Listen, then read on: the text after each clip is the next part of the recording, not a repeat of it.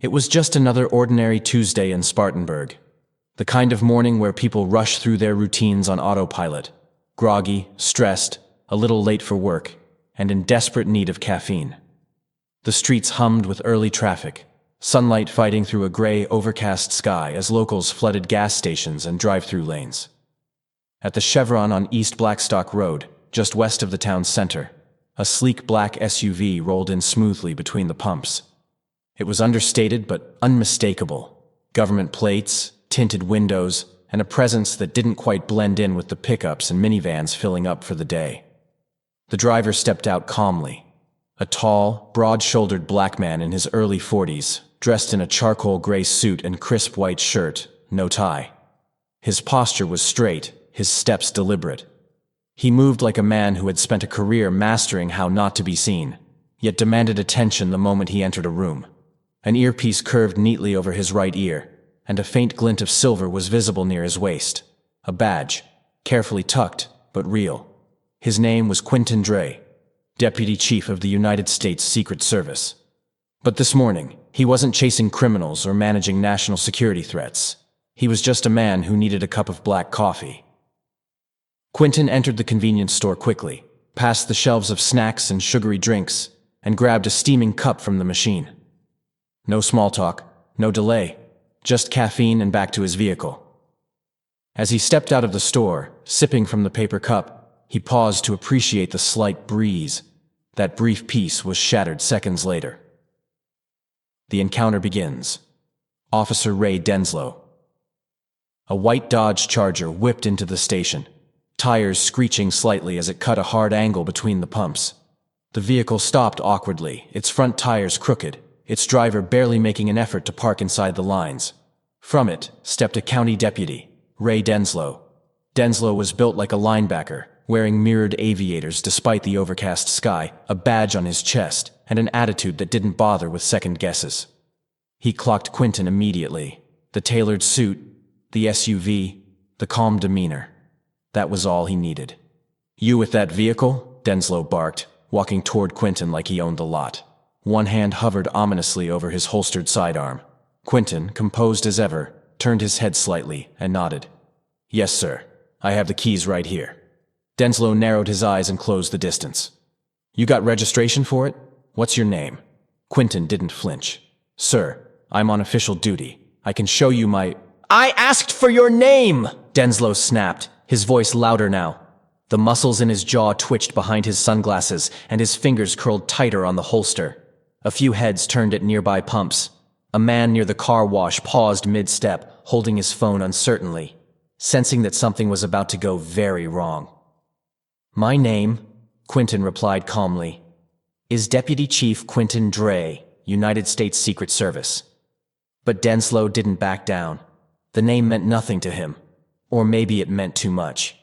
Either way, he wasn't about to be corrected by a black man in a suit. He took 2 quick steps forward, his posture shifting into full-blown aggression. "You think you're slick, huh? Flash a fake badge, drive a nice car, and play dress-up? That's your cousin's ride? Your brother's?" Quentin took a slow breath. "My credentials are in my left jacket pocket. I can reach for them, slowly." Denslow scoffed. "I've seen fake badges before," he said, stepping back just enough to draw his gun. A woman by pump 2 gasped out loud. People were watching now. Phones were being raised. "Hands where I can see them," Denslow yelled. Quentin didn't hesitate.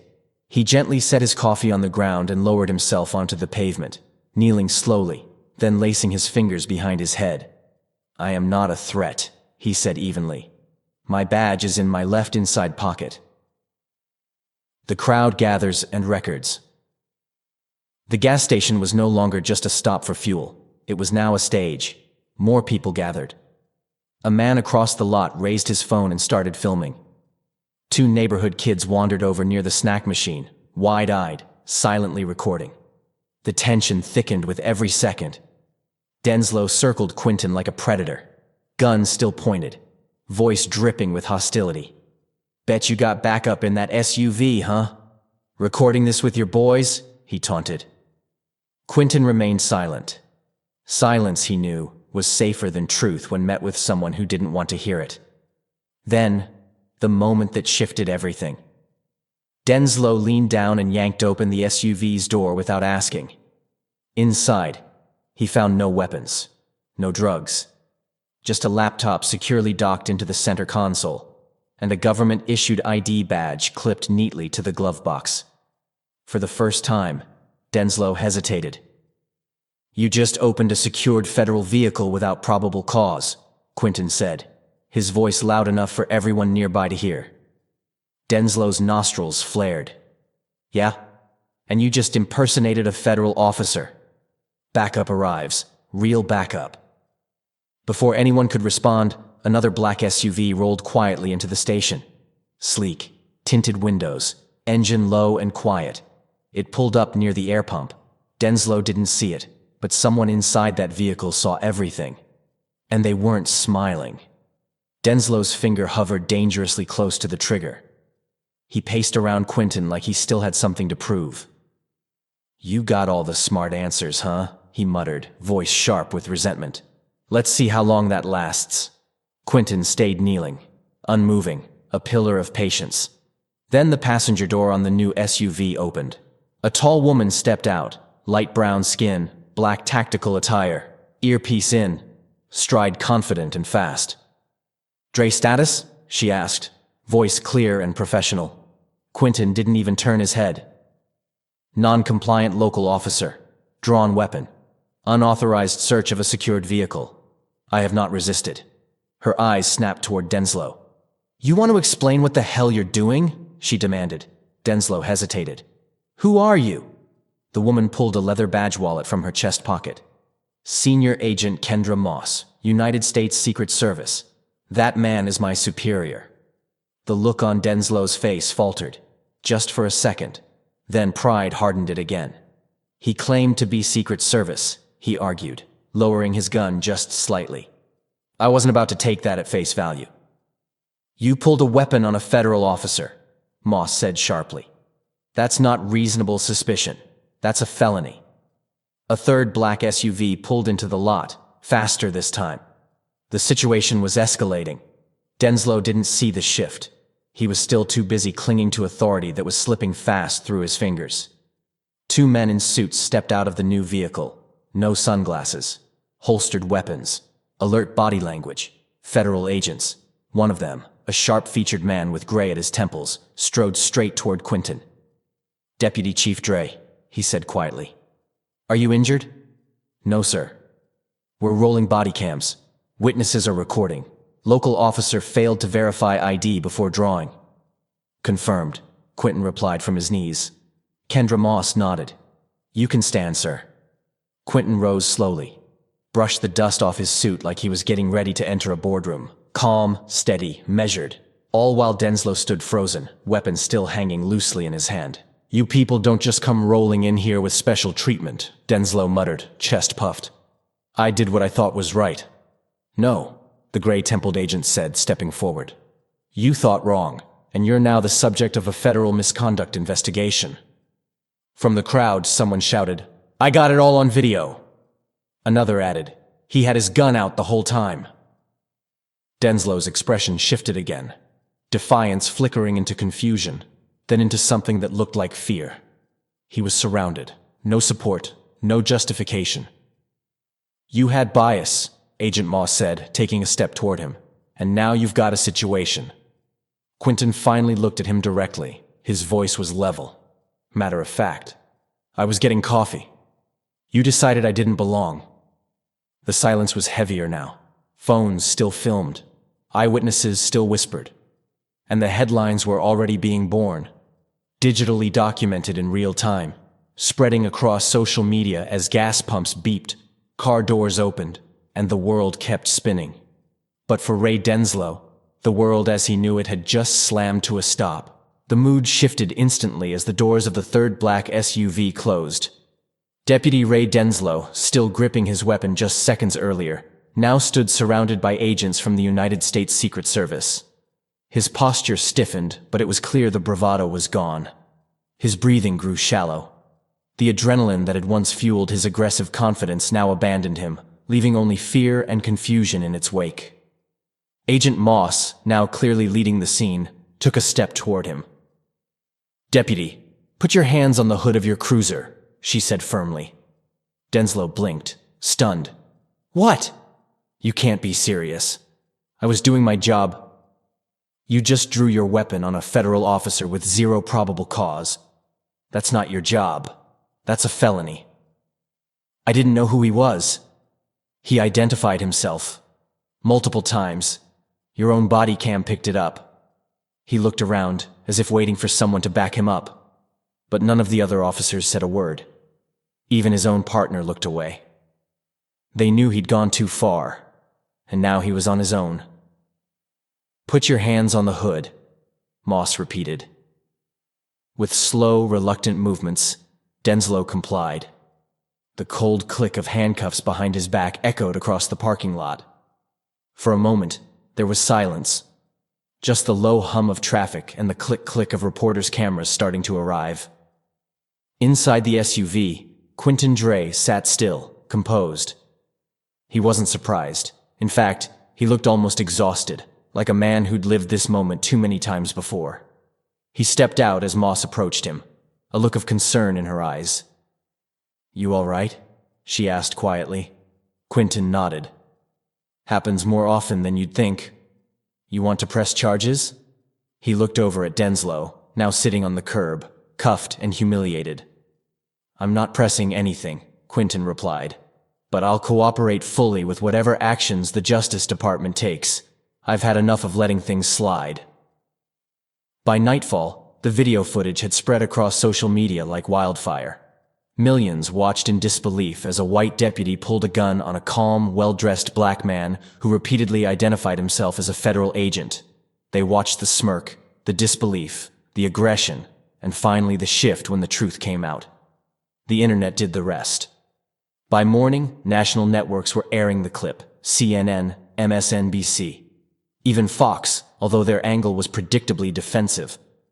Hashtags exploded: number while black, number Secret Service not suspect, number Ray Denslow. The public wasn't just angry. They were horrified. Quentin hadn't been shot, but he easily could have been. The deeper reporters dug, the worse it got. Denslow had 3 prior complaints of racial profiling, 2 traffic stops, 1 use of force during a street arrest. All 3 had been resolved internally, meaning nothing had happened. But now, those cases were reopened. The sheriff's department was under investigation. So was Denslow's entire unit. Quentin was summoned to Washington within 48 hours, not for discipline, but to testify, first to his department heads, then to a closed-door congressional hearing. It was supposed to be procedural. Instead, it became something else entirely. "I wasn't wearing the right uniform," he told the panel. That's what this was about. To him, I didn't look like a man with authority. I looked like a threat, a suspect, a problem. "And your badge?" one congresswoman asked. "Didn't matter. I presented it clearly. I verbally identified myself more than once. I didn't resist. I didn't escalate. I followed every protocol. And I still had a gun pointed at my head." The room was silent. "And if I had been a teacher, a preacher, a bus driver? If I hadn't had that badge, how do you think that would have ended?" His words didn't shake with emotion, but they carried weight. Weight that couldn't be denied. When the testimony was leaked days later, it only added fuel to the fire. Americans weren't just reacting to a viral video. They were reckoning with the systemic rot it revealed. Back in South Carolina, the fallout was swift. Sheriff Monroe held a press conference where he announced Denslow had been placed on unpaid leave. That wasn't enough. Protesters gathered outside the county building daily, demanding his termination and criminal charges. Civil rights attorneys from across the Southeast began contacting the victims of Denslow's previous stops. A class action suit was in the works. It didn't stop there. The Department of Justice opened a formal investigation, not just into the incident, but into the entire sheriff's department. Training protocols, disciplinary records, complaint logs, all of it was under review. The thin blue wall that had protected Denslow for years was beginning to crack.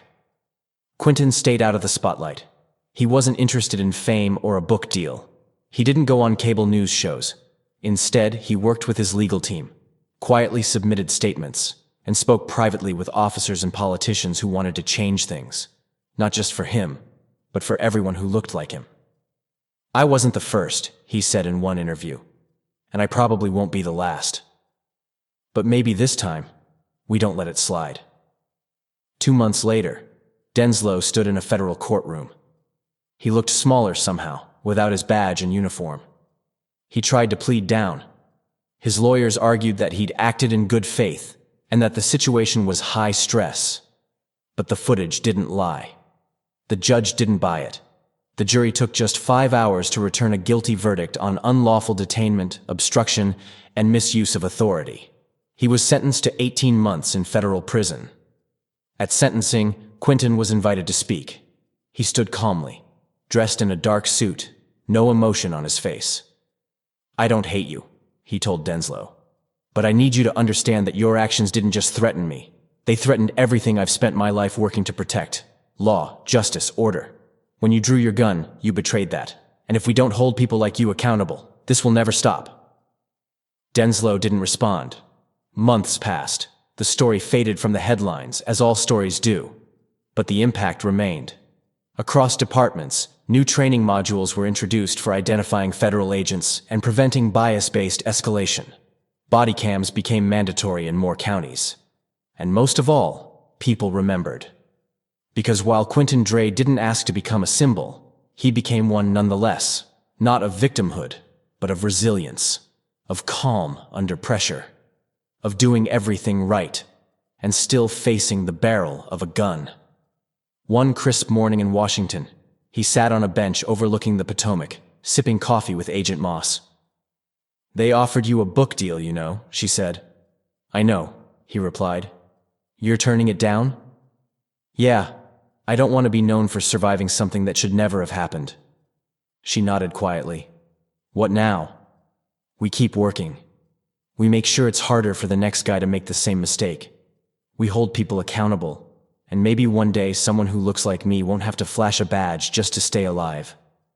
She raised her cup. "To that day." They clinked their cups together gently, and the city stirred behind them. It would take years. It wouldn't be easy. But the moment one man knelt at a gas station, surrounded by suspicion, had already begun to change the world. And it wasn't over yet.